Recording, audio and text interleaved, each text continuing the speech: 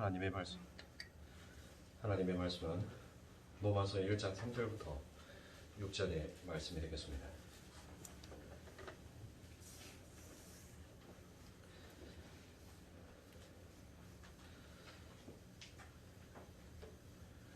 로마서 1장 3절부터 6절의 말씀 다 찾으신 줄 알고 한 목소리를 함께 합독하여 올리도록 하겠습니다. 그의 아들에 관하여 말하면 육신으로는 다윗의 혈통에서 나셨고 성결의 영으로는 죽은 자들 가운데서 부활하사 능력으로 하나님의 아들로 선포되셨으니 곧 우리 주 예수 그리스도시니라.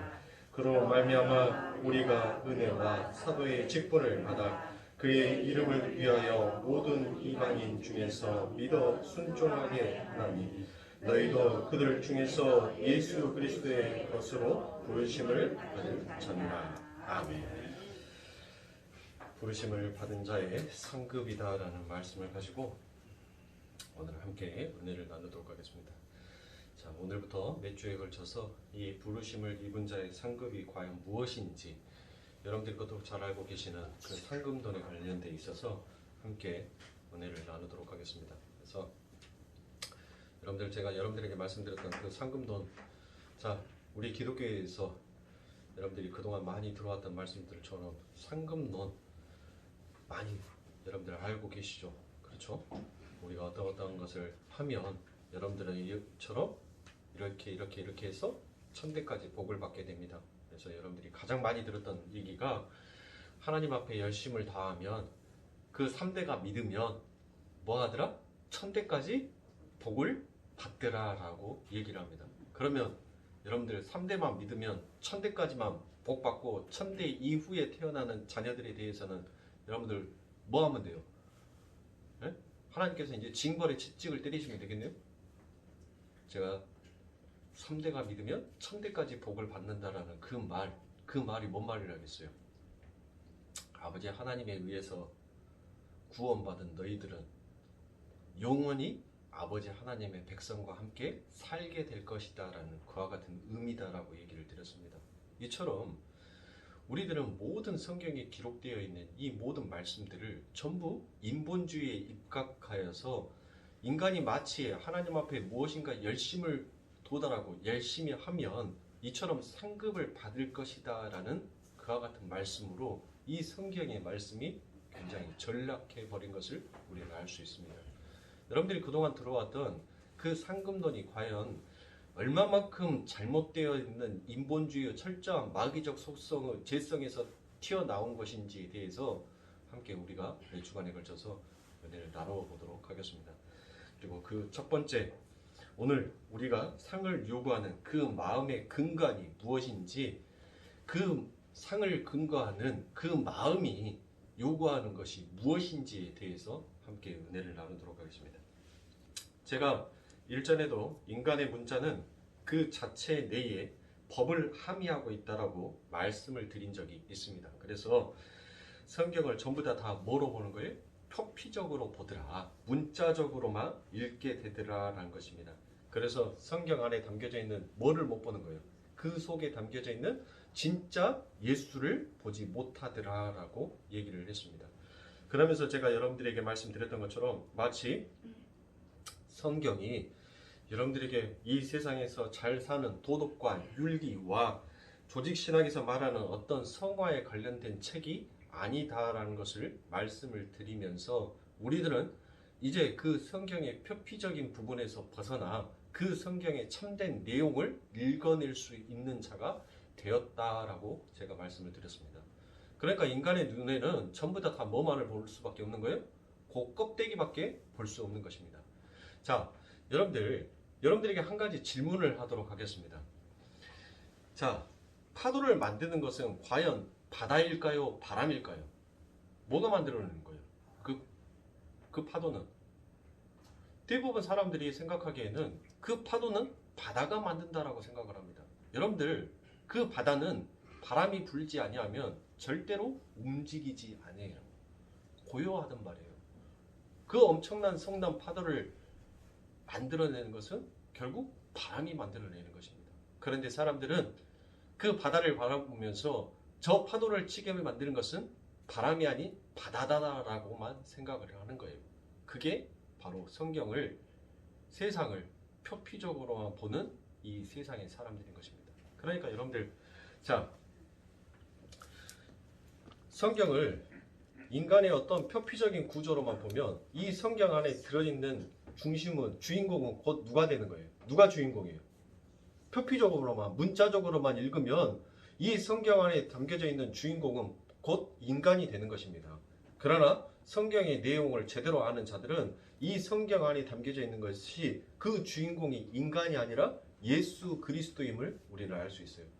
그러면 성경의 구조를 여러분들 어떻게 생각하시면 되냐면, 자, 성경의 구조, 우리가 하나님의 성막의 구조가 어떻게 생겼어요? 성막이 어떻게 생겼습니까? 사각형 아닙니까? 그렇죠. 그러니까 성경도 마찬가지예요. 그런데 이 성경 안에는 지금 무엇인가에 덮여져 있단 말이에요. 그렇죠. 그래서 이 덮여져 있는 것을 한 장을 딱 열으니까 여기에서 뭐가 나와요? 글자층이 나와요. 글자. 그렇죠. 글자가 나온단 말이에요. 주기도문이 나오고 사도신경이 나와요. 그렇죠. 이 글자만을 보는 것을 바로 성경을 문자적으로 보는 자들이다라고 얘기를 합니다. 그러면 우리는 이 얇은 성경의 얇은 막을 벗어서 그 얇은 막 안에 담겨져 있는 뭐를 읽어낼 수 있어야 돼요? 이 안에 있는 진짜 내용을 읽어낼 수 있어야 되는 거예요. 그런데 그 내용이 무엇이더라? 그게 바로 예수더라는 것이에요. 근데 자꾸 성경을 여러분들이 이처럼 표피적으로만 읽게 되면, 문자적으로만 성경을 읽게 되면 어떠한 방식으로 가게 되냐면, 우리가 아버지 하나님 앞에 내가 하나님의 일을 돕기 위하여서는 내가 무엇인가를 열심히 해야 되겠구나라는 그 행위로만 여러분들이 그 성경을 규범할 수밖에 없게 된다니까요. 성경을 윤리와 도덕의 책으로, 그리고 행위의 규범으로만 우리가 성경을 그렇게 여겨지는 거예요. 왜? 무엇 때문에 그래요? 성경을 여러분들이 한번 읽어보시면 아시다시피 성경은 전부 다 뭐라고 나눠집니까? 해라와 해지 마, 하지 마. 그렇죠? 너 이거 해, 너 이거 하지 마로 전부 다 나눠져요. 그러면은 그 하라는 것을 우리는 뭘로 여기냐면, 어떻게 여기냐면, 그 하라는 것을 뭘로 여기는 거예요? 선악의 구조로 여기는 거예요. 선으로 여기는 거예요. 이거는 행해야 되는 거. 그래서 이거는 선한 거. 그리고 하지 말라는 것을 그걸로 뭘로 여겨요? 그것을 악의 구조로 여기는 거예요. 하나님께서 이걸 하지 말라 했으니까 이거는 악한 거, 이거는 해서는 아니 된 것으로 여겨요. 그러니까 자꾸 성경이 여러분들 그렇게 어떤 행위적인, 표피적인 구조로만 성경을 읽어나가면 그 성경이, 진리 안에서 너희를 자유케 하리라는 아버지 하나님의 그 말씀이 이제는 뭐가 되는 거예요? 그 진리가 결국 내게 은혜가 아닌, 결국 내게는 뭘로 찾아오는 거예요? 짐으로 찾아오게 되는 거예요. 그러니까 자꾸 아버지 하나님의 복음의 말씀이, 진짜 참된 복음의 말씀이 떨어지게 되면, 입각하게 되면 여러분들 무엇이 나오게 되냐면, 인간의 마음속에서는 뭐 하게 되어 있어요? 거부하게 되어 있어요. 우리 거룩교회 처음 제가 여러분들과 함께 말씀의 은혜를 나누었을 때 여러분들 한 해, 두 해는 그래도 괜찮았어요. 한 번, 두 번은. 근데 자꾸 저는 뭐를 부정했었어요? 여러분들이 기존 교회에서 듣지 아니하였던 말씀들을 저는 계속적으로 여러분들에게 전파를 했습니다. 인간의 행위는 절대 하나님 앞에 그 어떤 것도 구원에 우리는 선택받을 수 있는 조건이 하나도 될 수 없다. 우리가 아버지 하나님 앞에 구원을 받을 수 있는 것은 내가 죽어야지만이, 그래야지만이 하나님 앞에 우리는 구원을 받을 수 있는 첫 번째 조건이 주어지게 된다라고 여러분들에게 계속적으로 그 말씀을 드렸어요. 그러니까 성경을 표피적으로만 읽고 인간의 어떤 행위로만 그렇게 행위의 규범으로만 읽어왔던 분들은 이와 같은 말씀을 하면 그 말씀에 대해서 인정하고 싶어요? 안 하고 싶어요? 인정을 할 수가 없는 거예요. 왜? 야고보서의 말씀에서는 행함이 없는 믿음은 죽은 믿음이다 라고 얘기를 했단 말이에요. 자꾸 어떤 것들을 우리보다 하라라고 성경은 그렇게 얘기를 하는데, 지금 강대상에서 서 있는 목사님은 그것을 우리가 행하는 것은 전부 다 그것이 하나님 앞에 죄를 짓는 것이다, 그것이 악한 것이다 라고 얘기를 하고 있으니, 지금까지 내가 교회를 향하여서 열심히 해왔던 그 모든 것들이 뭐가 되는 거예요? 허사가 되는 거예요. 허사가. 여러분들이 아무리 그 모래사장 위에다가 아름다운 집을 지어놓은들 여러분들 바람이 그 파도를 일으켜서 그 모래 해발을 쓸어버리면 여러분들이 그 모래사장에다 제 아무리 그 모래로 멋진 예술 작품을 만들어 놓는다 하더라도 그 바다가 한번 쓸고 가면 그거는 없음이에요. 하나님의 다시 원상복귀 원대로 간다니까요. 우리가 모래사장에 가면 해수욕장에 가면 여러분들 모래놀이 하지 않습니까? 그래서 그 모래로 성도 쌓고 그 모래로 아름다운 집도 만들지 않습니까? 그리고 우리 어렸을 때 대부분 많이 했던 거 두꺼봐 헌집 줄게 새집 따고 하면서 그 두꺼비 집 그 모래 위에다가 얼마나 많은 집들을 지어놨습니까? 그런데 물이 딱 들어와서 한번 출렁이면 내가 아무리 그렇게 이쁘게 만들어 놓고 내가 아무리 거기에다 아름답게 꾸며놓는다 하더라도 그것은 순식간에 없어지는 거예요. 그런데 인간은 자꾸 그것을 뭐 하는 거예요? 부정하는 겁니다. 성경은 그것을 인정하라는 거예요. 너희들은 절대 할 수 없음의 존재니까 너희들은 그것을 인정하고 오직 아버지 하나님의 말씀과 그 은혜 앞에서 복종해. 그게 성경이라니까요. 너희들이 할 수 없음을 할 수 있음으로 바꿔놓으신 그 예수를 믿어라고 얘기하는 것이 그게 성경이에요. 그런데 인간들은 자꾸 그것을 부정하게 되어 있습니다. 그것을 안 믿어요. 자, 그래서 아버지 하나님께서는 이 세상 가운데에서 하나님이 이제 뭐를 하십니까? 약속을 해요. 언약을 하신단 말이에요. 그렇죠? 하나님이 언약을 했어요. 그래서 구약도 우리가 뭐라고 해요? 언약이라고 하지 않습니까? 신약도 뭐라고 해요? 언약이다라고 하지 않습니까? 그렇죠? 아니 구약을 우리가 옛 언약, 신약을 새 언약 그렇게 말을 하잖아요. 예? 안 그래요? 그럼 언약은 뭐예요? 언약이 뭐냐고요? 뭐가 도대체 언약이냐고요? 하나님께서 말했던 구약의 언약은 뭐고 신약에서 말하는 그 새 언약은 뭐냐고요? 새로운 율법, 새 율법은 뭐냐고요? 예? 똑같은 거예요, 여러분들. 하나님께서 구약에 있었던 그 옛 언약을 신약에 이루어서 옛 것을 하나님께서 지워버리시고 없애버리고 난 다음에 새롭게 창조해 놓으신 것이 아니라 구약에서부터 세워놓은 그 언약을 하나님께서 새롭게 이루어내시는 것이 그게 구약과 신약 아닙니까? 그러면 그 언약이 뭐냐고요? 하나님의 그 언약이 시시각각 변해요? 하나님의 언약은 변한 적이 없어요. 하나님은 창세 전부터 이미 요한계시록까지 하나님의 모든 말씀을 당신이 약속했던 그 약속을 이루어 놓으신 것이 그게 성경이에요. 그러면 그 아버지 하나님의 언약이 무엇이냐고요? 뭐가 언약이에요? 뭐가 약속이냐고요? 하나님은 내가 너희 하나님이 되고 너는 내 백성이 될 것이다. 그게 하나님의 언약이에요. 하나님은 그 언약을 구약에서부터 신약까지 계속 지키시고 계시는 거예요. 그런데 여러분들 제가 언약은 무엇이다라고 했습니까? 언약은 곧 유언이다라고 제가 말씀을 드렸죠. 우리가 히브리서 함께 강의를 했었을 때 언약은 곧 유언이다라고 말을 했어요. 그러면 그 유언은 뭐예요?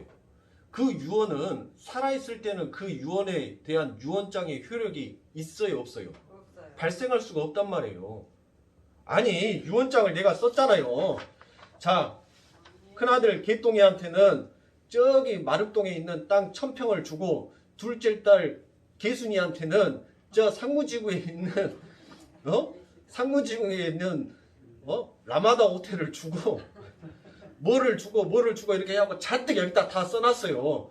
그리고 사랑하는 내 마누라한테는 평생 죽을 때까지 연금으로 한 달에 1억씩 주고 아무도 이 돈은 손댈 수 없다 하고 딱 해가지고 도장을 딱 찍어놨어요. 그리고 이걸 공증을 법정에 가서 공증을 딱 해놨단 말이에요. 그러면 이 유언장이 효력을 발생하기 위해서는 뭐를 해야 돼요? 뭐가 돼야 돼요? 그 유언장을 작성한 사람이 죽어야지만이 이 유언장의 효력대로 발생을 한다니까요. 그래서 그 유언장에 그 유언한 사람이 기재해놨던 그 기재의 내용대로 차 띠고 포 띠고 해서 아나 너가 아버지가 이거 너한테 남겨주라 하더라 하고 주는 거예요. 그때. 그렇죠. 그게 유언장 아닙니까? 유언. 근데 그 유언이 바로 어떤 말로도 쓰일 수 있다? 언약으로도 쓰일 수 있다는 거예요. 근데 그 언약은 무슨 언약이다? 무슨 언약이다라고 했어요? 제가 죽음의 언약이에요. 죽음의 언약. 왜? 유언장은 죽어야지만 그 언약이 이루어지니까. 그러니까 그 언약은 무슨 언약이에요? 죽음의 언약, 피의 언약이다라고 말을 해요. 자, 히브리서 9장 16절부터 18절에 보면 유언은 유언한 자가 죽어야 되나니 유언은 그 사람이 죽은 후에야 경고한 즉 유언한 자가 살았을 때에는 언제든지 효력이 없느니라. 이러므로 첫 언약도 피 없이 세운 것이 아니니라고 되어 있잖아요. 그러니까 여기에서 히브리서 9장 16절에 나와 있는 유언이라고 되어 있는 말과 히브리서 9장 18절에 되어 있는 첫 언약이라는 이 단어가 여러분들 다른 단어가 아니에요. 같은 단어예요. 같은 말이란 말이에요. 그러니까 이것을 헬라어로 말하면 디아데케입니다. 디아데케.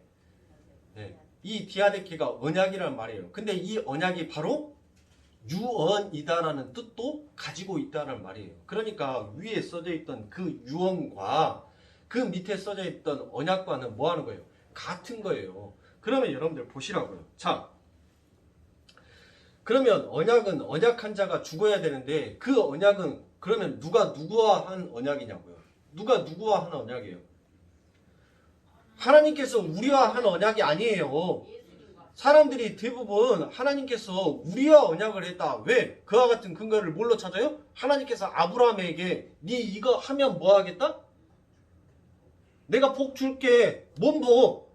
저 하늘의 별처럼 저 바다의 모래처럼 네 백성 많게 해줄게 라고 하나님께서 아브라함과 약속을 하니까 하나님이 인간과 그 약속의 체계를 맺었다라고 얘기를 해요. 그런데 여러분들 그게 말이 돼요? 그러면 아브라함이 그 쪼갠 고개 사이를 지나갔어요? 안 지나갔어요? 안 지나갔잖아요.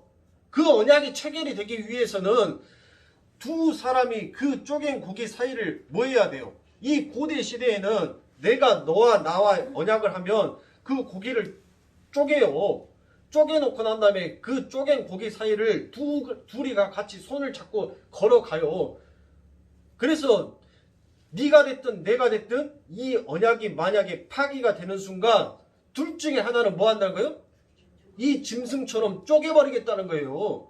그런데 하나님께서 그 창세기에서 하나님께서 아브라함과 같이 손잡고 가자. 이제 나랑 약속했으니까 가자 하고 하나님께서 아브라함 손 딱 잡고 그렇게 데리고 가요? 안 갔어요. 하나님 혼자서 그 길을 가셔버렸단 말이에요. 그러면은 누구와 언약인 거예요? 누가 누구와 언약한 거예요? 하나님이 하나님과 언약을 해버린 거예요. 그러니까 이 언약이 효력을 발생하기 위하여서는 누가 죽어야 되는 거예요? 첫 번째로 누가 먼저 죽은 거예요? 창세전에 누가 먼저 죽은 거예요? 하나님이 죽은 거라니까요. 그 하나님이 죽은 것을 인간이 뭐 하는 거예요? 인간의 눈에서는 하나님은 영이시니까 우리의 눈으로는 그 하나님의 본체를 우리가 알아볼 수가 있어요, 없어요? 못 봐요. 하나님은 형체가 없으신 분이니까. 에? 그래서 하나님께서 창세전에 누구의 약속을 합니까? 예수 그리스도 당신의 아들과 약속을 하는 거예요. 그렇게 해서 누가 죽은 거예요? 그러면 그 예수는 누구예요? 하나님이시잖아요. 하나님. 에? 그 성자 예수님도 그분도 하나님이시라고요. 삼위일체 하나님, 우리가 삼위일체 하잖아요. 성부, 성자, 성령의 하나님을 삼위일체 하나님이다라고 우리가 얘기를 하잖아요. 이 기독교인으로서 기본 중에 상기본 아닙니까 이건? 그렇죠? 제가 이것도 한번 해드려야 돼요? 네, 언제 한번 해드릴게요. 삼위일체, 이 삼위일체가 무엇인지에 대해서 제가 교리 부분을 한번 여러분들에게 다루어 드릴 건데 지금 이 말씀도 여러분들한테는 버거워요. 그러니까 이 로마서가 다 끝나고 난 다음에 제가 진짜 여러분들 교리가 무엇인지 그 율법이 무엇인지 그 율법에 입각해서 인간이 얼마나 더럽고 추악한 존재인지를 제가 교리를 끄집어다가 여러분들에게 한번 강의를 하겠습니다. 그러니까 사랑하는 성도님들 지금 드리는 말씀들 잘 소화하셔요. 좀 버겁다라고 하더라도 안 되면 소가 위가 몇 개예요? 네 개예요. 말씀을 쪼개시라고요. 너무 부담스러워하고 이거 소화 안 될 것 같으면 야 너는 이쪽에다가 너는 이쪽에다가 그리고 난 다음에 그것을 일주일 동안 뭐 하세요? 일주일 동안 끄집어내서 씻고 또 씻고 씻고 또 씻고 해보세요. 예. 그러면 소화가 돼요. 자, 그러니까 창세 전에 성부 하나님과 성자 하나님께서 뭐 하신 거예요? 그분들이 그 언약을, 피로 세운 그 언약을 지키기 위해서, 그와 같은 효력이 발생하기 위해서 그 두 분이 죽으신 거예요. 즉 하나님이 죽으신 거라니까요. 그 하나님이 아들로 나타나셔서 그 아들이 죽음으로 인하여서 그 창세 전에 아버지 하나님께서 언약하셨던 그 언약이 이루어짐을 우리들에게 선포되어지는 것이 그게 예수고 그게 성경이다라는 거예요. 그 언약에 의해서 뭐가 이제 효력이 발생한 거예요? 나는 네 하나님이 되고 너는 내 자식이 된다. 내 자녀가 된다라고 하지 않습니까? 하나님께서는 우리들에게 백성이다라고 얘기하고 하나님께서는 우리들을 뭐라고 해요? 자녀다라고도 얘기를 해요. 하나님께서는 또 그 자녀를 뛰어넘어서 뭐라고 합니까? 여러분들 아들과 아버지는 나이가 먹어가면 먹어갈수록 처음에는 이 아들과 아버지가 어렸을 때는 어떤 관계가 된 줄 아세요? 경쟁 구도의 관계가 돼요. 이 아이의 입장에서는 이 아버지라는 존재는 경쟁의 대상이 되는 거예요. 뭐로부터 경쟁의 대상이 되냐면 엄마의 사랑을 독차지하고 싶어하는 그 아들의 본성, 그 남자의 본성이 자꾸 아빠를 뭐 하는 거예요? 어렸을 때는 엄마의 사랑을 독차지하기 위해서. 왜? 아니 이놈 끈땅하면 하루 종일 잘 놀다가도 아빠만 들어오면은 내 옆에서 안 자고 누구 옆에서 자요? 아빠 옆에서 가고 푸르륵 자요. 그러니까 아이의 입장에서는 저 남자만 없으면 지금 나한테 뭐가 없어요? 힘이 없으니까 저 남자만 없으면 내가 엄마의 모든 것들을 독차지할 수 있을 건데 라고 생각을 해요. 그렇게 하면서 아이가 성장을 해가면서 자기만의 세계를 만들어가는 거, 그 시기가 뭐예요? 그게 사춘기예요. 사춘기. 그리고 그 시기가 벗어나서 이제 사회의 구성으로서 점점 이제 성장을 해 나가요. 그렇게 해서 성장을 해서 어느 사회의 일원이 되어가면서 그때부터는 이제 그 아빠가 뭐해지는 거예요? 나도 이제 경제 구도를 하잖아요. 이 세상이 말하는 힘의 논리인 뭐를 벌기 시작하는 거예요? 쩐을 벌기 시작해요. 쩐. 그 옷간에 그것을 벌기 시작하니까 이제 아빠와 나는 뭐한 구조가 되는 거예요? 경쟁의 구도가 아니라 수평 구도가 되는 거예요. 그런데 나이가 들면 들어갈수록 이 아빠는 뭐해져요? 이제 점점 이렇게 후패해지는 거예요. 자기가 어렸을 때 했던 그 모습으로 후패해져 가는 거예요. 그러니까 자기는 이제 점점 그 아빠가 섰던, 내가 어렸을 때 바라봤던 그 아빠의 모습으로 이렇게 장성한 분량으로 성장해 가는데 그 아빠는 마냥 내가 어렸을 때 엄마를 독차지하고 싶어 했던 나의 마음으로 아빠가 점점점 밀려 내려가고 있는 거예요. 그러니까 그 아빠가 뭐하게 보여요? 이제는 치근하게 보이기 시작한 거예요. 그래서 때로는 아빠가 뭐가 되는 거예요? 벗이 되기도 해요. 그래서 서스럼없이 이제 그 아빠에게 뭐합니까? 얘기를 한다니까요. 아빠, 나 오늘 일찍 끝났는데 포장마차에서 만나? 소주 한잔하게? 닭발에다가? 알았지? 나 아빠한테 할 말 있다니까? 하고 그렇게 해요. 네. 그러면서 아빠랑 같이 술잔을 한 잔씩 기울면서 아빠랑 이런저런 대화 얘기를 하는데 어때요? 이게 우리 아빠였구나. 이게 남자였구나라는 것을 알아요. 우리의 삶도 마찬가지예요. 하나님께서는 우리들을 백성으로, 그 백성에서 이제 자녀로, 그 자녀에서 자녀를 뛰어넘어서 뭘로? 친구로 우리를, 보스로 우리를 삼아주셨다니까요. 우리를 보스로? 그러면 그 보스는 뭐 하는 거예요? 여러분들 아무리 내가 가슴에 우라통이 터지고 내가 아무리 그한다 하더라도 자식 앞에서 하소연하는 부모 있습니까? 안 해요. 자식 앞에서는 그 속내를 얘기를 안 한다니까요. 근데 친구한테는 뭐예요? 야, 이런다? 자식 새끼도 내 맘대로 안 되고 마누라도 내 맘대로 안 되고 세상살이도 내 맘대로 안 된다 하면서 넋두레를 그 누구 앞에서는? 친구 앞에서는 하지 않습니까? 그러니까 하나님께서는 우리를 뭘로 사는 거예요? 너와 나는 이제 아무 허물이 없는 네 안에 모든 비밀까지도 다 털어내서 얘기할 수 있는 그와 같은 벗이 되었다라고까지 우리를 인정해 주시는 거예요. 그런데 그것을 하기 위해서는 반드시 뭐가 먼저 효력이 있어야 돼요? 그 죽음의 피 언약이 효력이 먼저 발생해야 되는 거예요. 그래야지만이 내가 그때부터 이제 하나님 앞에 뭐 할 수 있는 거예요? 나가서 하나님의 백성이 되고 하나님의 백성을 뛰어넘어서 하나님의 자녀가 되는 거고 하나님의 자녀를 뛰어넘어서 하나님의 벗이 되는 거예요. 그런데 그것이 있는 한은 절대로 결단코 그 휘장 문을 함부로 열고 들어가면 뭐 할 수밖에 없는 거예요? 그 자리에서 직사할 수밖에 없는 거예요. 그래서 예수 그리스도가 이 땅에 오셔서 그 하늘에서 그 율법을 둘로 나눠버린 거예요. 율법을. 구약과 신약을 하나님께서 그 율법을 구약과 신약을 가로막고 있는 그 율법을 말라기에서 닫아버린 그 문을 하늘이 찢어버리는 거예요. 하늘이 성전 문을 열어버리는 거예요. 그렇게 해서 그렇게 열려진 성전의 문을 이제는 아버지 하나님의 백성들이 뭐 할 수 있는 거예요? 자유롭게 들어갈 수 있는 것입니다. 자유롭게 왔다 갔다 할 수 있는 거예요. 네? 자, 그래서 우리 아버지 하나님께서 이렇게 언약의 그 필요성과 그 언약의 성취의 과정과 그 언약의 모든 배경들을 바로 나타낸 것이 바로 뭐예요? 그게 뭐냐고요? 그게 성경이라고요. 근데 그 성경으로 인하여서 아버지 하나님의 말씀, 그 언약이 뭘로 이루어지는 거예요?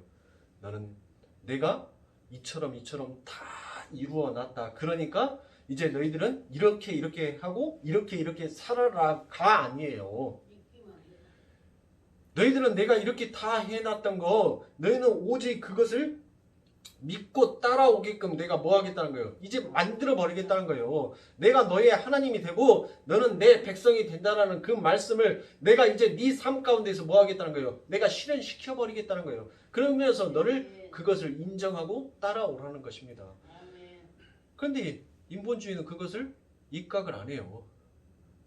아니 우리도 열심히 있는데 우리도 힘이 있는데 왜 굳이 하나님만 하십니까? 그게 뭐예요? 그게 마귀의 발상이라고요. 그것이 바로 하나님 앞에 죄다라는 것입니다. 그러니까 사랑하는 성도님들, 하나님께서는 인간에게는 관심이 없어요. 하나님께서는 인간에게 관심이 없어요. 그러면 우리 인간은 뭔가요? 우리 인간은 그저 하나님의 영광이 무엇인지 나타내는 하나의 소품에 불과하는 거예요. 하나님은 여러분들 우리의 하나님이 독살스럽고 참 이기적인 하나님이다라고 여러분들 생각하실지 모르겠지만 그거는 인간의 가지고 있는 사고 방식이에요. 우리의 하나님은 당신의 영광밖에 모르시는 분이에요. 그 영광의 광채, 그 발살적 광채가 우리들에게 비춰져서 우리들은 반사적으로 그 하나님 앞에 영광을 돌리게 되는 하나의 거울에 불과하다니까요. 여러분들 태양을 비치는데 거울을 갖다가 이렇게 딱 비치면 그 거울은 뭐예요? 뭐 하냐고요? 그 거울이 반사를 하지 않습니까? 반사. 그렇죠. 즉 우리는 그와 같은 존재라고요. 하나님께서 빛을 비추어 버리면 우리는 그 하나님의 발살적 영광, 하나님의 빛이 자동적으로 비춰지게 되니까 그 영광을 반사적으로 이 땅에서 나타내는 거, 그게 우리의 역할이에요. 그런데 내가 지금 빛이 되겠다라고 한다면 그게 얼마나 어리석은 행위냐고요. 에? 여러분들이 뭐 길거리 걸어갈 때 어둠에 밤에 길거리 걸어갈 때 여러분들의 눈에서 뭐 레이저 나옵니까? 그래서 막 길이 후원하게 비춰져요? 여러분들의 몸에서 뭐 광채가 빛나갖고 자동차들이 너무 눈부셔서 제가 모르고 치워버렸네요? 죄송합니다라고 그렇게 말을 해요? 못하는 거예요. 우리는 오직 하나님의 빛이 내게 비춰졌을 때만 내가 드러나는 것이지 여러분들 그 빛이 없는 상태에서 그러고 보니까 우리 거룩교회 성도님들 밤에 제발 검정색 옷 입고 그렇게 돌아다니지 좀 마세요. 우리 성도님들 뿐만이 아니라 제가 새벽에 간혹가다 이렇게 이제 새벽 기도를 하면 이 골목길로 해서 이렇게 와요. 큰 길로 큰 도로로 해서 오면 차를 쫙 밑에 가서 유턴을 해가지고 다시 돌아와야 되는 불편함이 있어서 저도 이제 좀 편리성을 찾다 보니까 골목길로 오는데 가슴이 진짜 2군반 3군반 간이 떨어져 내려갈 적이 한두 번이 아니에요. 시커먼 패딩에다가 마스크도 시커먼 거 쓰고, 날씨가 추운 게 뭐예요? 비니까지도, 그 모자 있잖아요, 머리 쓰는 거, 그 비니까지도 시커먼 거 쓰고, 장갑도 시커먼 거 끼고, 그리고 뚝하니 걸어가요. 근데 안 보였어요. 안 보였는데 등거리에 뭐 메이커라고 해갖고 그 빛이 이렇게 반짝하면서 빛나니까 아, 저거 사람이구나 하고, 그렇게 해서 브레이크를 밟고 천천히 간다니까요. 안 그랬으면 안 보이면 그냥 가요. 그리고 뭐가 덜컹 하면은 뭐지? 하고.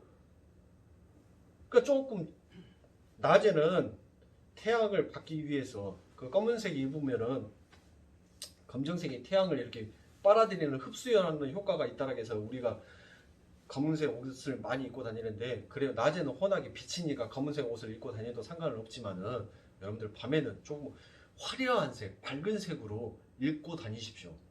그래야지만이 눈에 좀 잘 띄어요. 진짜 운전하는 사람들 간이 몇 개가 없어지는지 몰랍니다. 이처럼 우리들은 하나님의 빛이 아니면 절대 그 빛을 발산해낼 수가 없는 것이 우리의 존재인 거예요.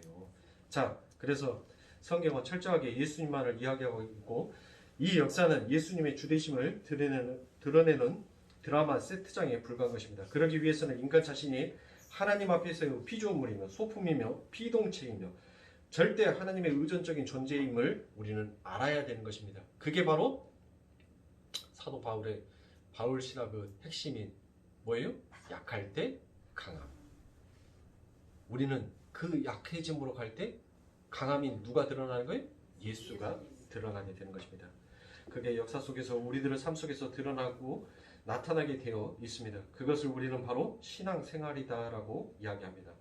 이렇게 성경은 예수 그리스도 주되심과 왕되심을 그리고 하나님 되심을 드러내는 책이기에 성경은 전부 예수 그리스도에 관하여 기록하고 있다고 반복하여 이야기하고 있는 것입니다. 그래서 요한복음 1장 45절에 보면 빌립이 나다니엘을 찾아 이르되 모세가 율법에 기록하였고 여러 선지자가 기록한 그 일을 우리가 만났으니 요셉의 아들 나사렛 예수니라라고 얘기합니다. 자, 모세가 율법에 기록하였고 여러 선지자가 기록한 그 이, 바로 구약 성경에 기록되어 있는 그 이라라는 뜻이 바로 누구입니까? 그게 바로 예수라라고 얘기를 하는 것입니다. 히브리서 10장 7절에 보면 이에 내가 말하기를 하나님이여 보시옵소서 두루마리 책에 나를 가리켜 기록한 것과 같이. 자, 여기에서 두루마리 책이 뭐예요? 그게 성경이에요. 성경. 하나님의 뜻을 행하려 왔나이다 하시니라 라고 말을 하죠. 자, 누가복음 18장 31절에 보면 예수께서 12제자를 데리시고 이르시되 보라 우리가 예루살렘으로 올라가노니 선지자들로 기록된 모든 것이 인자에게 응하리라 라고 말씀하십니다. 그 모든 것이 지금 내 삶 가운데서 결실로 나타나게 하겠다라는 하나님의 뜻이죠. 자, 누가복음 24장 27절에 보면 이에 모세와 및 모든 선지자의 글로 시작하여 모든 성경에 쓴 바 자기에 관한 것을 자세히 설명하시느니라 라고 되어 있습니다. 자, 모든 성경에 쓴 바 자기에 관한 것, 예수에 관한 것, 여기에서 모든 성경은 뭡니까? 지금 예수님께서 누가복음은 사복음서란 말이에요. 그렇죠? 누가복음은 사복음서니까 이 시대는 누가 왔던 시대예요? 예수님이 왔던 시대잖아요. 그러면 아직 신약 성경, 신약 정경이 완성이 됐어요? 안 됐어요? 안 돼 있는 상태예요. 그러면 모든 성경은 뭐를 가리키겠어요?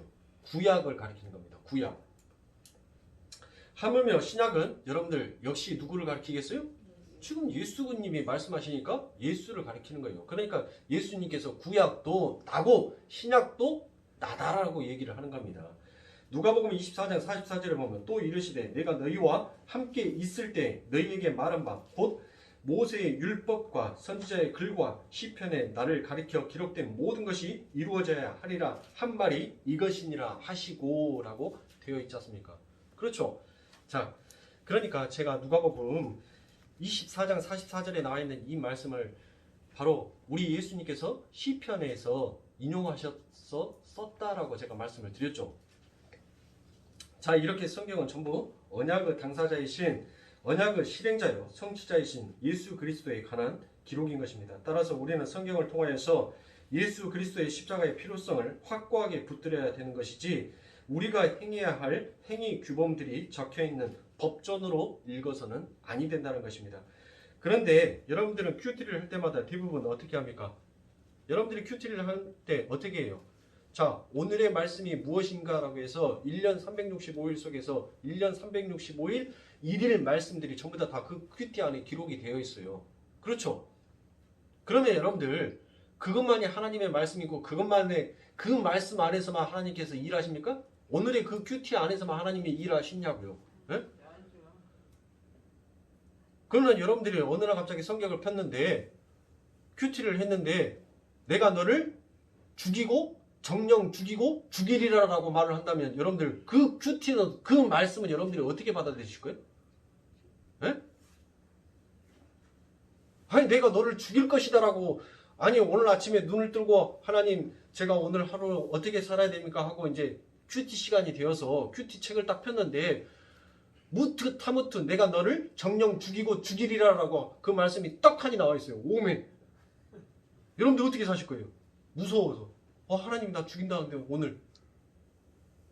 그러니까 사랑하는 성도님들 여러분들이 큐티를 하는 것이 잘못됐다는 것이 아니라 그 큐티 말씀 안에서만 하나님께서 일하시고 오늘 그 말씀 안에서만 하나님께서 어떤 역사를 하실 것이다 라고 믿고 있는 그 마음 자체가 잘못됐다는 것이지 여러분들은 그 큐티 안에서 누구만을 발견하면 돼요? 예수만을 발견하면 돼요. 내게 하나님께서 어떤 하나님의 말씀이 형벌과 같은 말씀이 내게 펼쳐진다 하더라도 나를 살리기 위하여서 우리 예수가 이처럼 죽으셨고 나를 이렇게 살려놓으셨구나. 그러면 나도 우리 예수님처럼 이 말씀에 죽고 이 말씀에 의해서 나도 오늘 하루 살아나는 그와 같은 삶을 살아야 되겠구나라고 받아들인다면 그 큐티는 무슨 큐티가 되는 거예요? 옳은 큐티가 되는 거예요. 그런데 그 큐티를 가지고 마치 무당 하듯이 오늘의 운세 보는 것이나 기독교인들이 오늘의 큐티를 하는 것이나 뭐가 틀리냐고요? 뭐가 달라요?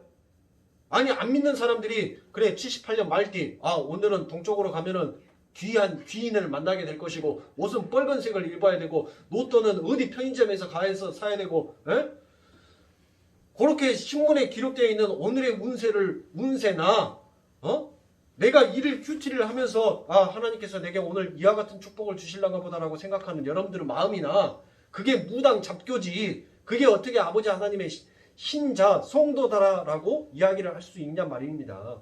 우리는 우리들의 삶 가운데서 누구만 발견하면 되는 거예요? 예수만 발견하면 되는 거예요.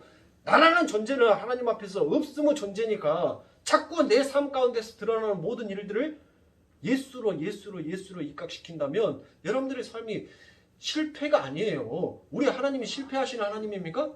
우리 하나님은 전쟁에 능하신 하나님이에요. 한 번도 접어지를 않으셨던 하나님이시라니까요. 그 하나님이 나와 함께 하신다는 것을 믿지 못하는 내가 실패한 것이지 우리 하나님이 실패한 것이 아니다라는 것을 여러분들 그것을 깨달아 알으셔야 하는 것입니다. 그래서 선악과를 따먹은 인간은 선과 악의 구분을 스스로 하게 되고 그 선악을 따먹은 이후로부터 그렇게 선과 악을 구분하는 인간들의 속성은 인간들은 양심이다라고 부릅니다. 여러분들 그 양심이 뭡니까? 뭘 도대체 양심이다라고 얘기를 하는 거예요. 자, 선과 악을 구별하게 되어서 이것은 선한 것이고 이것은 악한 것이다. 그래서 선은 행하고 악은 행하지 말자라고 하는 것이 그게 뭐예요? 그게 양심이다라는 거예요. 그게. 그래서 넌 양심이 없어? 양심 좀 가져라 라는 말을 하고 너는 양심에 뭘 맞았다? 화인 맞았다 라는 말도 하고 너는 양심에 뭐 했다? 털났다라는 이야기도 우리가 하고 있지 않습니까? 그런데 그러한 종류의 인간의 양심은 하나님과 전부 다 뭐한 양심이에요? 무관한 양심인 것이에요. 왜? 제가 앞에서 뭘 말씀드렸습니까? 우리들은 인본주의에 입각해서는 아니 된다니까요. 우리는 철저한 뭘로 가야 돼요? 신본주의로 가야 돼요. 우리 하나님만이 내게 은혜를 베푸시고 우리 하나님이 먼저 행하셔야지만이 내가 할 수 있다는 쪽으로 가야지 내가 행하고 내가 행한 그 일을 하나님이 도우시겠다는 것으로 가면 아니 된다고요. 그래서 그 양심조차도 하나님께서 뭐 하시는 거예요? 무관하다는 거예요. 자, 여러분들 우리가 말씀드렸던 그 선과 악은 도대체 어디에서 나왔냐고요?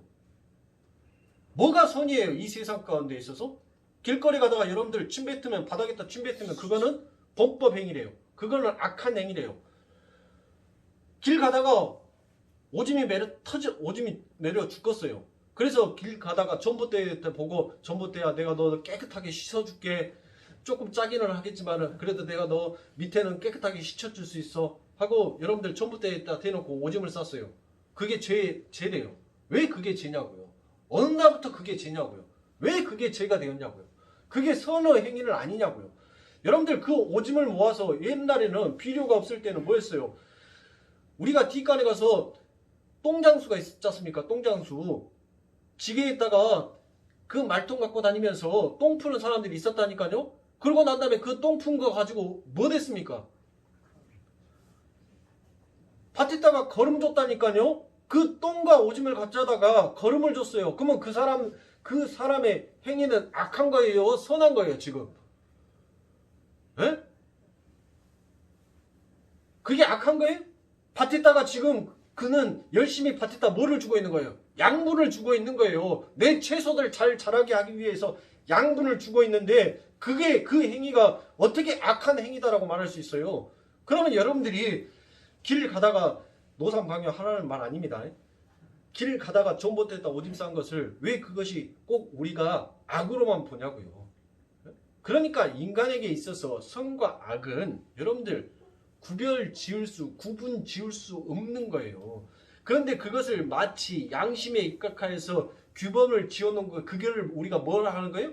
선한 것은 행하고 악한 것은 행하지 말자라고 우리가 이것을 정의해 놓은 것이 뭐냐고요. 그게 윤리 아닙니까? 윤리.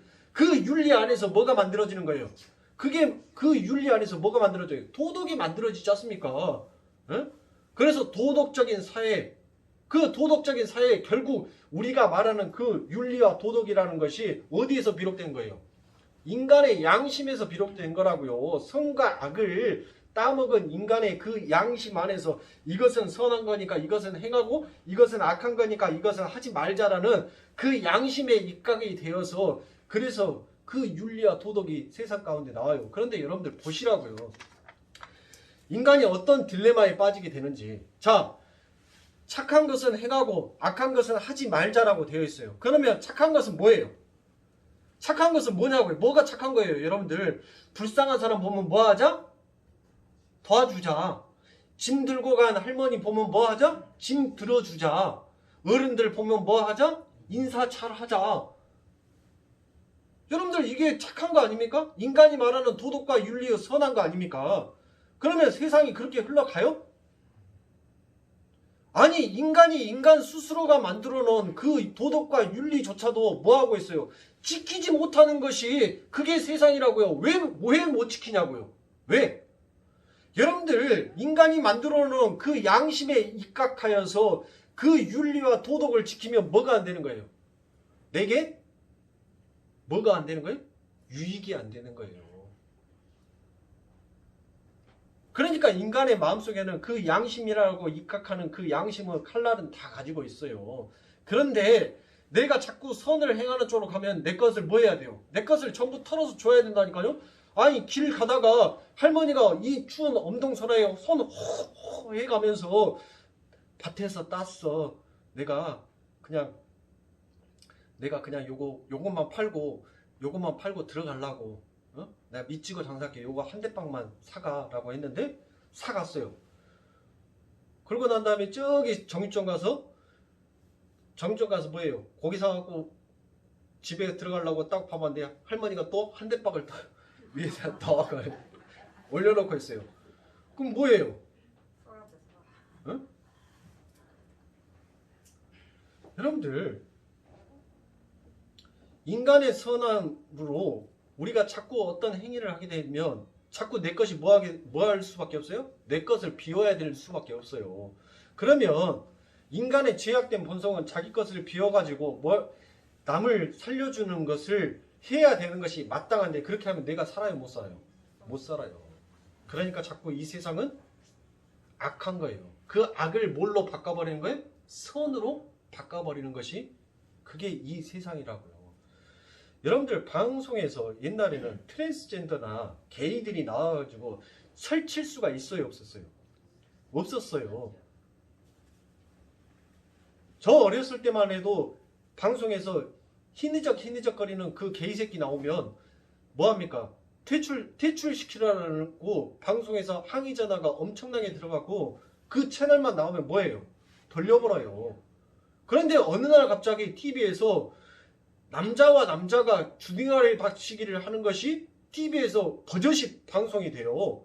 모시매랑 모시매가 깨 할딱 벗고 버듬고 뽀뽀를 하고 뭐를 하는 것을 여러분들 서슴없이 TV에서 말을 하고 나는 여자보다는 남자가 더 좋아 라고 얘기하는 그와 같은 파렴치함이 어느 날부터 그것을 도덕과 윤리의 관점에서 뭐 해야 된다? 그 사람들은 뭐를 존중해 주자? 인권을 존중해 주자. 그래서 그 사람들도 아름다움으로 한번 바라보자. 그러면 도대체 인간이 말하는 이놈의 선과 윤리와 도덕은 뭐냐고요? 시시때때로 상황과 여건과 환경에 따라서 바뀌는 것이 그게 선입니까? 그게 윤리예요? 그게 도덕이에요? 그래서 우리 하나님이 전지전능하신 하나님이신 거예요. 왜? 이 엄청난 역사를 이끌고 오시면서 하나님은 단 한 번도 어떠한 상황과 어떠한 환경 속에서 초지일간 변한 적이 없어요. 초석처럼 하나님의 그 말씀은 이것이 선이다라고 얘기하시면 그 선은 반드시 이루어 버리시는 그 하나님. 그래서 우리는 그 하나님을 전지전능하신 하나님이다라고 우리는 우리 입으로 실토하는 것입니다. 이처럼 사랑하는 성도님들, 인간이 가지고 있는 이와 같은 딜레마를 여러분들 가식적으로 포장해 나가는 것이 뭔지 아십니까? 그것을 가식적으로 포장하는 것이 그게 바로 뭐예요? 회개예요. 회개. 내가 이렇게 잘못했으니까 내가 이렇게 하겠습니다. 그게 회개라고요. 그런데 여러분들, 그거는 우리가 회개를 뭐라고 합니까? 회개는 유턴이다라고 하죠. 우리의 유턴, 처음에 있었던 그 자리, 하나님께서 창조해 놓으신 그 자리로 돌아가는 게 그게 회개인 거예요. 하나님의 말씀을 인정하고 하나님 앞에 순종하는 거, 그게 회개라고요. 그러면 여러분들이 지금 생각하고 있는 하나님 앞에 회개한다라고 하는 것은 뭐예요? 그게 뭐냐고요? 그게 전부 다 사과와 반성을 내가 마치 하나님 앞에 회개를 하고 있다라고 착각을 하고 있는 것입니다. 여러분들 진짜 여러분들 안에 회개가 일어난다면 여러분들은 그와 같은 일들을 다시는 번복할 수가 없어요.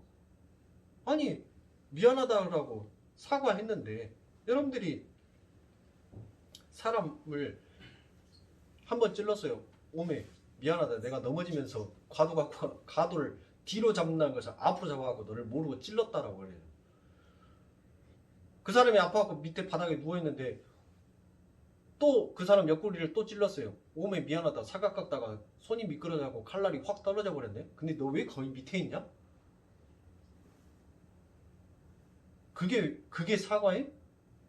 그게 우리가 반성하는 거예요? 아니라고요, 여러분들. 그러니까 회개는 누가 하는 거예요? 회개는 여러분들 우리가 하는 것이 아니에요.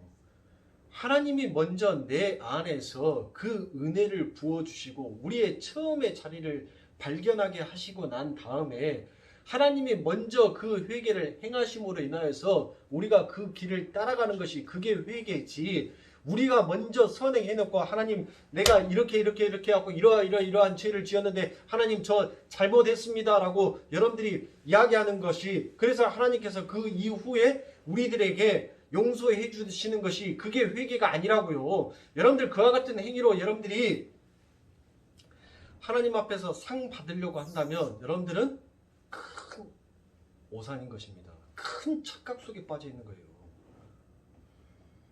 그러니까 우리들이 하나님 앞에 회개한다라는 그 회개조차도 누가 하시는 거예요? 내 안에 계신 예수가, 그 하나님이 먼저 행하여 주시는 것이에요. 그 하나님이 먼저 행하여 주신 그것을 우리는 단지 우리의 입을 열어서 뭐 하는 거예요? 고백만 할 뿐이라니까요. 그 죄를 내가 하나님 맞습니다, 내가 이와 같은 죄를 하나님 앞에 지음이 맞습니다라는 것을 우리가 토해내는 거예요. 그게 회개지. 여러분들이 먼저 하나님, 내가 오늘 하나님의 말씀처럼 내 이웃을 사랑하고 내 형제를 사랑하라는 하나님의 말씀을 잊어버리고, 하나님, 내가 내 이웃을 미워했습니다. 하나님, 형제를 미워하는 자마다 살인자요. 그 살인자는 하나님 앞에 멸망받은 자다라고 얘기했는데, 하나님, 저 멸망받으면 어찌까요? 하나님, 저를 용서해 주세요 라고 했을 때 하나님께서, 그래, 네가 내게 그렇게 고백을 했으니까 내가 용서해 줄게가 아니라고요. 하나님께서 네 형제를 미워한 것이 얼마나 큰 죄인 것인지를 내 마음속에서 뭐를 주시는 거예요? 찔림을 주신다니까요. 그 죄로 인하여서 괴로움을 주는 거예요. 그래서 그 형제를 향하여서 뭐가 나오게 되더라? 용서와 참된 회개가 나오게 되더라. 그래서 내가 그 형제한테 가서 뭐예요? 미안해. 내가 그때는 뭐가 좀 씌었나 봐. 내가 심신이, 내 마음이 조금 그때는 악했어. 그런데 내가 그게 내려놓고 보니까 내가 얼마나 자네한테 큰 죄를 지었는지를 모르겠어. 그게 여러분들 사과와 반성이에요. 그러니까 여러분들이 하나님 앞에 회개한다라고 하는 그 양심조차도 내가 하나님 앞에 무엇인가 내 죄를 깨끗하게 사과를 해서 회개를 해서 내가 좀 하나님 앞에 거룩한 자, 깨끗한 자, 그래서 하나님 앞에 어떤 보상을 받을 만한 자다라고 여러분들 스스로가 나를 그렇게 나의 가치성과 나를 평가해 놓은 거예요. 진짜 회개는 내가 하는 것이 아니에요. 누가 하는 거예요? 하나님이 하는 거예요. 그러니까 이 세상은 전부 다 뭐를 달고 살아요? 요즘은 여러분들 옷 보면 뭐를 주렁주렁 달고 다니더라고요. 옷에다가. 그래서 제가, 야, 뭐 옷에다 그것을 달고 다녀. 일로 와봐, 일로 와봐. 야, 그걸 띄워주려고 했어요. 이렇게. 야, 이 미친놈아. 그래요. 야, 이게 패션이야. 가격표 달고 다니는 거, 요즘은. 근데 네가 왜 그걸 택을 띄려게? 택 띄지 마. 야, 요즘은 이 가격표 나오게끔 이거 택 기다랗게 달고 다니는 거, 이것이 유행이라니까? 하면서 그렇게 말을 하더라고요. 그래서, 벨 미친놈 다 봐. 야, 인마 그 가을로 쑥뚝 잘라. 뭐 지저분하게 거치장스럽게 그 달랑달랑 그거 달고 다니냐. 어? 가운데 거 하나만 달고 다녀도 힘들어 죽겠는데 옆에까지 무단히 달고 다녀. 띠부러 그냥. 제가 그랬거든요. 아니, 여러분들, 세상은 이처럼 보세요. 전부 다 가격표를 매기면서 살아간다니까요. 여러분들의 인생을 한번 생각해 보시라고요. 여러분들이 가치 있다라고 평가하는 것과 가치 없다라고 평가하는 것이 과연 무엇인지를 여러분들 스스로가 한번 여겨보시라고요. 도대체 내 인생에 나오는 그 가치 있음과 가치 없음이 누구로부터 시작이 되는지를 여러분들이 한번 판단해 보시라고요. 예? 뭐가 가치 있는 거예요? 여러분들의 삶 가운데서 어떤 것이 가치가 있고 어떤 것이 값어치 없는 인생이냐고요. 예? 하나님 앞에서는 전부 다 똑같은 거예요. 평등해요. 누가 크고 누가 작음이 없어요. 하나님 앞에서는 전부 다 똑같은 존재예요. 그래서 우리 예수님께서 말씀하시잖아요. 뭘 말씀해요? 누구든지 이 어린아이와 같지 아니하면 천국에 결탄코 들어올 수 없느니라 라고 말씀하시잖아요. 그러니까 천국에는 전부 다 뭐한 자만 있다고요? 큰 자밖에 없다니까요. 큰 자? 어린 자가 없어요. 그 어린 자는 마음이 뭐한 자예요? 절대적으로 하나님만을 의지하지 아니하는 자는 뭐 한다고요? 천국에 못 들어온다. 그런데 그 천국은 어떠한 자만 들어갈 수 있어요? 장성한 자, 하나님의 장성한 분량에 이르는 자만 그 천국에 들어갈 수 있다라고 얘기를 해요. 그러니까 여러분들, 성경은 항상 이렇게 이중적인 단면을 가지고 있어요. 하나를 하나님께서 요구하시면서 하나님께서 하나는 너희들은 이와 같은 자가 돼야 한다라는 하나님의 이중적인 잣대가 있어요. 그래서 성경은 여러분들 정확한 퍼즐 고리를 가지고 있어요. 성경은 한 말씀 한 말씀이 따로따로 띄워놓는 말씀이 아니에요. 성경의 모든 말씀들은 전부 다 카테고리, 그에 따르는 연결고리를 전부 다 가지고 있는 거예요. 그러니까 사랑하는 성도님들, 여러분들의 삶 가운데 있어서 이처럼 성경을 표피적으로 문자층으로 보게 되면 뭐합니까? 자꾸 이 성경의 말씀이 내게 짐으로, 고역으로 복음과 은혜가 아닌 짐으로만 다가오는 거예요. 여러분들이 누가복음 15장 8절부터 10절에 나와 있는 10드라크마의 비유를 여러분들이 아실 겁니다.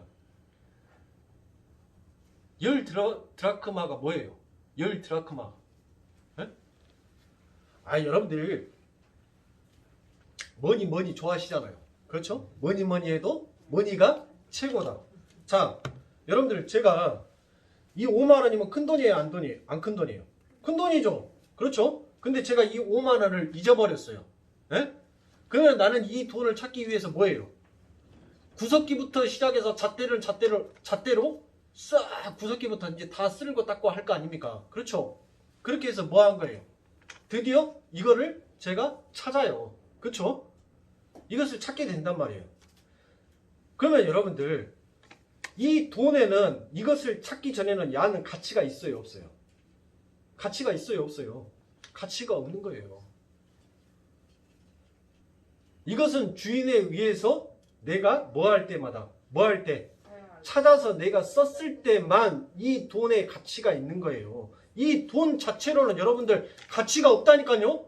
이 돈을 내가 무엇인가를 구입을 했었을 때 뭐 하는 거예요? 그때 그 값어치를 나타내는 것이 돈이란 말이에요.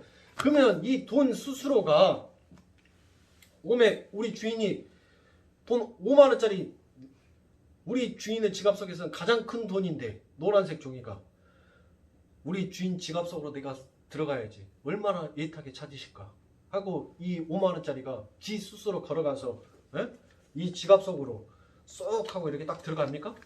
이렇게 들어가요? 아니 돈이 발 달려있어요? 돈아 5만 원짜리야 너 어디 갔니? 빨리 내 지갑으로 돌아오거라 라고 하면은 그 5만 원짜리가 알아서 옵니까? 무슨 말이에요 이 드라크마의 말이? 우리 인간은 아버지 하나님께서 그처럼 찾아주시지 아니하면 그와 같은 값어치 없는 존재다라는 거예요. 진짜 가치는 무엇이에요? 진짜 가치는 그 주인에 의해서 다시 되찾음을 받게 되는 거, 그게 가치인 거예요. 그래서 누가복음 15장 8절부터 10절의 말씀 속에서 그 10드라크마 속에서 그 여인이 쓸고 닦고 해가지고 그 10드라크마를 찾잖아요. 그것이 무엇이다라고 해요? 하나님께서 예수님께서 비유로 그게 회개다라고 얘기를 하는 거예요. 그게 회개다. 그러니까 우리가 우리의 처음의 자리로 되돌아가는 것이 그게 회개지. 내가 하나님 내가 오늘 이와 같은 죄를 지었습니다. 뭔 죄를 지었습니다. 그렇게 고백하는 것이 그게 회개가 아니다라는 거예요. 여러분들. 그러니까 얼마나 많은 것들이 입각해서 이 인간의 근본을 되찾고 싶어 하는지를 여러분들 아시겠죠? 네? 인간은 이처럼 하나님 앞에 값어치 없는 존재예요. 그런데 이와 같은 값어치 없는 존재가 무슨 우리의 일에 가치를 매기며 그 가치를 가지고 하나님 앞에 이거 잘했죠 라고 상을 받을 수 있겠냔 말입니다. 뭘로 상을 받을 수 있겠어요? 여러분들은 이미 상 받은 자라니까요. 우리 아버지 하나님께서 여러분들을 그렇게 이 세상 가운데서 쓸고 닦고 하셔서 뭐 하셨어요? 여러분들을 되찾은 자예요. 하나님에 의해서 그 처음의 자리로 다시 되돌아간 자다란 말이에요. 그러니까 여러분들은 이미 하나님으로부터 뭐를 받은 자예요? 상 받은 자라고요. 예수라는 상을 받았다니까요. 그런데 무슨 상을 더 요구하시냐고요. 내 마음에 극악해서 그 마음은 뭐라겠어요? 자연보다 뭐하다? 힘이 부패하였다라고 하잖아요. 뭐가? 마음이. 에? 그래서 그 힘이 부패한 마음은 뭐 하기까지 해요?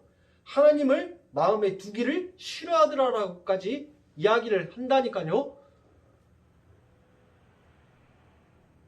그 힘이 부패한 마음, 힘이 더러운 그 마음 속에 하나님까지도 두기 싫어했던 그와 같은 자가 무슨 하나님 앞에 상급을 받겠다고 하나님 이거 잘했죠 저거 잘했죠 라고 하냐고요. 여러분들 썩은 음식을 그대로 놔두면 그 썩은 음식만 딱 도려내버리면 나머지 음식은 먹을 수 있어요 없어요? 있어요. 그런데 그 썩은 것을 그대로 놔두면 전체를 다 젖먹게 만들어버리는 겁니다. 전부 다 못 먹어요. 네? 그러니까 여러분들이 내 몸속에 암덩어리 있었을 때 그 쬐까는 암덩어리 그것만 뭐 하면 돼요? 그것만 잘라내버리면, 그것만 썰어내면 나는 살 수 있어요, 없어요? 살아가는데 조금 불편함은 있어도 살 수는 있다니까요. 그런데 그 암을 그대로 놔두면 결국 그 암이 전부 다 뭐예요? 내 몸을 잠식해요. 결국 나는 뭐 하는 거예요? 죽는 거예요. 그러니까 여러분들은 그처럼 죽을 수밖에 없는 자인데 예수 그리스도로 인하여서 그 여러분 안에 잠겨져 있는 죄라는 녀석을 하나님께서 싹 제거시켜버리니까 이제는 여러분들은 뭐만 남게 되는 거예요? 영생만, 생명만 남게 되더란 것이에요. 근데 그 생명은 끊어지는 생명이 아니라 영원한 생명이더라는 거예요. 그래서 여러분들 부활 역시도 뭐예요? 부활 역시도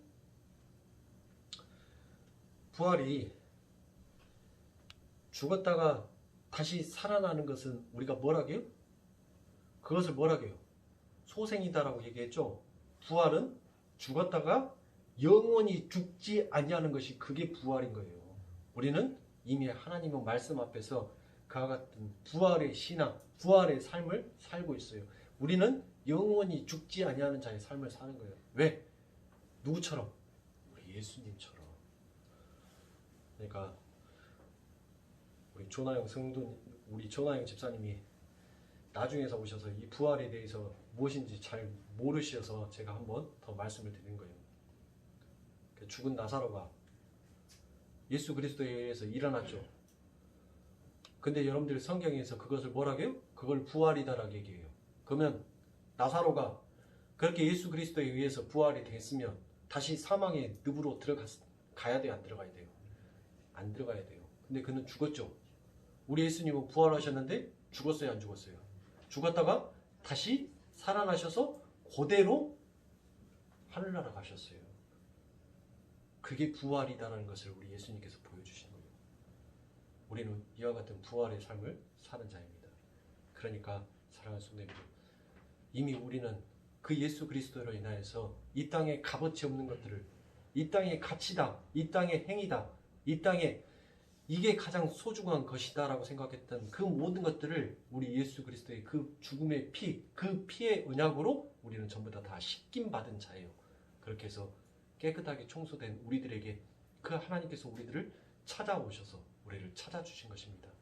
우리는 이렇게 하나님 앞에서 그 어떤 것도 우리의 가치를 내밀 수 있는 자가 아님을 사랑하는 성도님들 깨달으시고 돌아오는 일주일 동안 여러분들의 삶 가운데 있어서 오직 하나님만을 의지하는 그와 같은 삶을 사시길 주님의 이름으로